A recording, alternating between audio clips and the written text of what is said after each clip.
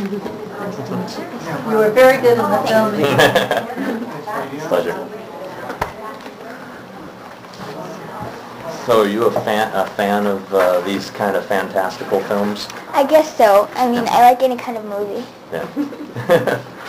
You like the fantasy and horror stuff, or just, or because this movie gets a little heavy, violently. I know my favorite genre though is like, it's not a genre, but during the medieval times, like for instance, Lord of the Rings or Troy. But I don't know. I like any kind of movie, such as, I don't know, scary movies or a thriller. How weird was that? Were you actually in that mud and that muck with that toad? And there's no toad there, I know, but was it that? How horrible was that day when you had to crawl around in the mud? In fact, I remember it as my toughest sequence, because especially the one where I came out of the fig tree after the toad, that I was literally freezing because I was full of mud, and I was in Madrid's mountains, La Sierra, and it was raining, so I was really freezing. Are your imaginary fantasies anything like this? Guillermo has this amazing mind, and I don't think mine reaches to his. But I guess so, like any kid, I do have sometimes my imaginary monsters in my mind. What are yours? I don't know. I've never created one, but sometimes I do have nightmares and goosebumps about weird pants and big toads, like that kind of stuff. So what was Sergio like to, Sergi? Yeah. His name right. What was he like to work with? Did he joke around apparently in between scenes? Because he was frightening in this movie. Yeah, he's totally hilarious. I mean, he has nothing to do with the real Vidal. He's like, every time we did a sequence, imagine we had to get into our characters being really serious. For example, I'd be crying and he'd be like, prepared to slap me, fake slap me. And then like 5 minutes later, we just break out laughing and start joking all around again. So he's a really nice person, and he really, as well as Guillermo, he taught me a lot during the whole filming. And he was also one of the people who mostly cheered me up and who gave me advice during the filming. What did you take away from this film? What did you learn from Guillermo? Well, he taught me so much stuff. One of the things he did push me to do was keep on reading fairy tales. Because before doing Pan's Labyrinth, I did read, but I wasn't that addicted to it. But Guillermo sent me tons of fairy tale books and movies, and I started seeing them.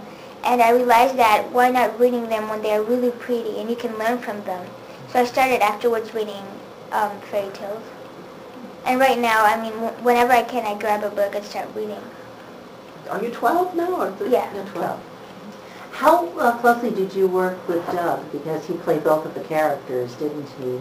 Yeah. Yeah, he's a present side. It's not a lot of CGI as well, or is it just him? He's dressed in a suit and makeup. It took him 4 hours of makeup. And of course he had sometimes green screens, but he was basically dressed in a suit with makeup. And he's also great. I mean, he's really outrageous. And one of the things that I most appreciate of his work is that in this movie, he had to, all of his dialogue had to be in Spanish. And it was hard for him having to learn it in Spanish, because he had really big chunks of dialogue. Yeah. And that's something I really did appreciate. And, I mean, he did it. It's great.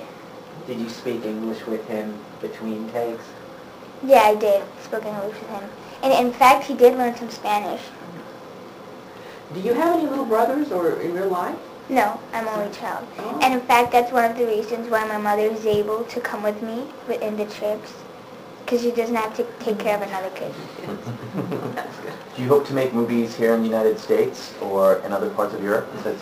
Yeah, I mean, I'd love to work here or in any other country, but what I'm mostly looking for is working in a project that I can feel I'm going to learn with and that will do good for my career.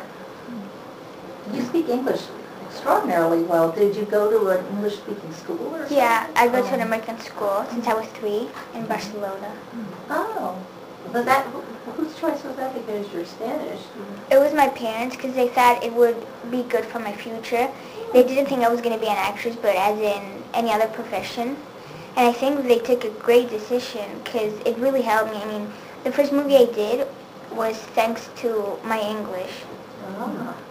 When you're going to sit down and listen to music, what do you listen to? Well, I listen to Nirvana, There you go. AC/DC, and I The love classics. Pink Floyd and Genesis, Oh, and wow. Red Hot Chili Peppers, and Led Zeppelin I love. Wow, she's a retro girl. When you're away from Barcelona, what's the one thing that you miss? I guess I miss my friends, but beyond anything, I miss my whole family, because I used to go to the movies with them and hang out with my cousins and everything. And I do call them a lot, but I miss my family. My parents come with me, but the rest. And, Your papa, right? Are you your Yes. father? Yeah. I consider that. could you talk about how you got the part? Yeah, I would, after my fifth movie, my parents and I thought it would be good for my career to have a manager. So we spoke with one, and we finally started working with him. And he spoke with Sarabia Latua, the casting director of this movie, and I went to the audition. It was sort of like a reading, and then I went to the second audition, and there I made Guillermo's wife and all the people who were there cry. And the same day, Guillermo came, the same moment, just after the sequence, he came with script in hand, and he told me he wanted me for the movie. And it was really fast, really quickly, everything, and he said that, read the script and let me know what you think. If you want to do it, drop me a line or something. And so I spoke with my parents about it. They seemed to love the script. And when I read the script, I was like, whoa, if the script is so good, the movie has to be good too. So why not doing it? And then, after, just when I told Guillermo I wanted to do it, it was 2 months of rehearsal, and then we started shooting. Have you seen his other films? Did you check out his other work? Yeah, it's what I always do with other directors I work. I usually see most of their filmography just to see if they're more into comedy or scary movies. And I did see Guillermo's movies, and what I thought is that what he did really good is makes the scary genre with any other genre. For example, for instance, in this movie, he makes it sort of like scary during the Civil War with the fantasy genre. Did you like working on the fantasy scenes or the real world scenes? Well, I like both of them because it's really different. For example, when I had to act in the real world, I was with Maribel and all these great actors who were cheering me up all the time and who gave me advice. And when I was in the fantasy world filming, I had Doc Jones and all these amazing creatures to film with, so I guess I liked both a lot. They keep telling us that American kids are growing up too fast, that girls when they're 10, they think they're 17. Do you have that in your country? Is everybody acting older than their age, or are people about age appropriate in your country? I guess it's quite appropriate how they are, but like any kid, when you're younger, like me, for example, any other kid would want to be older and be like themselves, and they want to do what other older kids do. I think that this happens in every country, that they want to act older and be able to do other stuff that they're not supposed to do. But I don't know. My friends, I guess, and I are like normal. We just live what we have right now. Oh, that's How much good. time do you have to just be a normal kid when you're working all this? Well, I basically am a normal kid all the time, including right now. But, I mean, well, it's really weird because when you're in real life, you realize that when you go to all the promotion, it's just a moment and it's like not real. You know what I mean? Like that, everything that's going on, all the people and all the screenings and all the big premiere and all the big celebrities, you do realize in some way that it's not true, that you really have to live your true life where you are and not get it too into your head and not believe it that much. So when I come here to do promotion, I love it because I don't do it every day, and when I do it, I love it. But I also enjoy being at school and